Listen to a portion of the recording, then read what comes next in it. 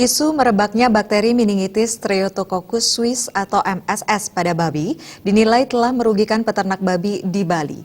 Beredarnya informasi ini sangat disayangkan karena MSS bisa ada di berbagai jenis daging, bahkan bakteri MSS yang ditularkan dari babi ke manusia di Bali belum bisa dibuktikan terjadi di Bali.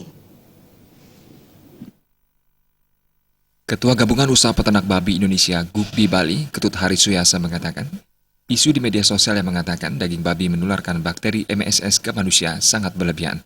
Berbagai daging yang dikonsumsi dan tidak diolah dengan benar berpotensi menularkan bakteri MSS. Sehingga daging babi yang dinyatakan sebagai salah satu penyebab penularan MSS dinilai sangat merugikan petani dan peternak di Bali, di tengah tidak adanya bukti-bukti dari instansi terkait yang secara resmi telah menetapkan dan menyatakan adanya penularan bakteri MSS dari babi ke manusia.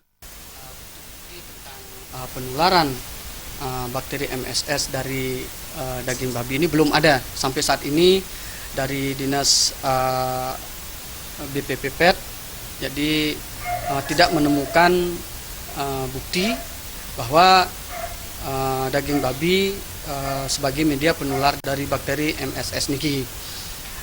Dan dinas kesehatan provinsi pada saat kita sempat ketemu dan berdialog dengan mereka dengan jelas juga menyampaikan bahwa bakteri dari MSS ini tidak hanya bisa menular daging babi, tapi setiap daging yang dikonsumsi oleh masyarakat atau oleh manusia yang tidak diolah dengan benar itu berpotensi untuk menularkan bakteri niki.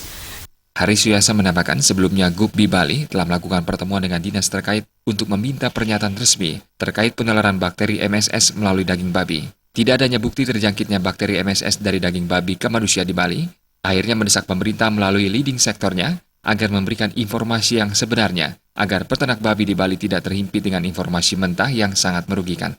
Isu merebaknya MSS di Bali memumpuskan harapan peternak untuk dapat menjual daging babi hidup Rp30.000 per kilogram dan jatuh hingga kisaran harga pokok produksi. Suteja dan Indra Wijaya.